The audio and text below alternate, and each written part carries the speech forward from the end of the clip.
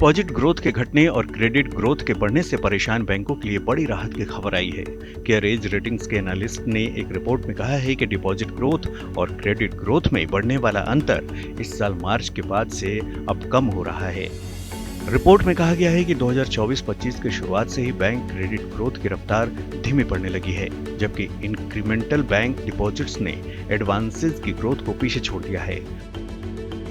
RBI के हालिया आंकड़ों के मुताबिक 26 जुलाई तक बैंकों में जमा रकम 211.9 लाख करोड़ रुपए थी।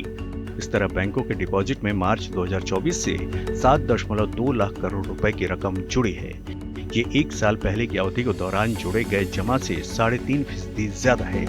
वहीं जुलाई 2024 के आखिर में बैंक क्रेडिट 168.1 लाख करोड़ रुपए था, जो मार्च के आखिर में 3.8 लाख करोड़ रुपए से ज्यादा है।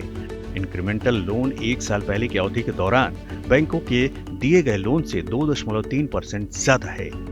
केयरएज रेटिंग्स के एनालिस्ट ने रिपोर्ट में कहा है कि क्रेडिट ऑफटेक में कमी जारी है। माना जा रहा है कि जब से आरबीआई ने अनसिक्योर्ड लोन को लेकर चिंता जाहिर की है और इसको देने के लिए बैंकों को अतिरिक्त सावधानी बरतने के लिए कहा है, तब से इसमें कमी आई है।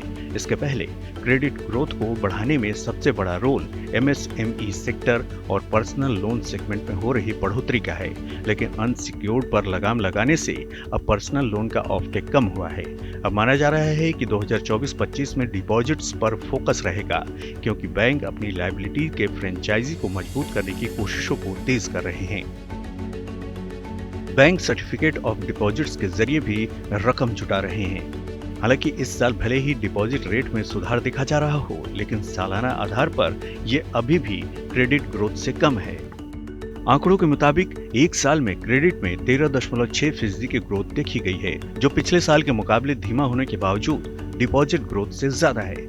पिछले साल क्रेडिट ग्रोथ 19.7% थी, जबकि डिपॉजिट में 10.6% की तेजी आई थी। वैसे बैंकिंग सिस्टम में क्रेडिट डिपॉजिट रेशियो में बढ़ोतरी की एक वजह एचडीएफसी और एचडीएफसी बैंक का मर्जर है।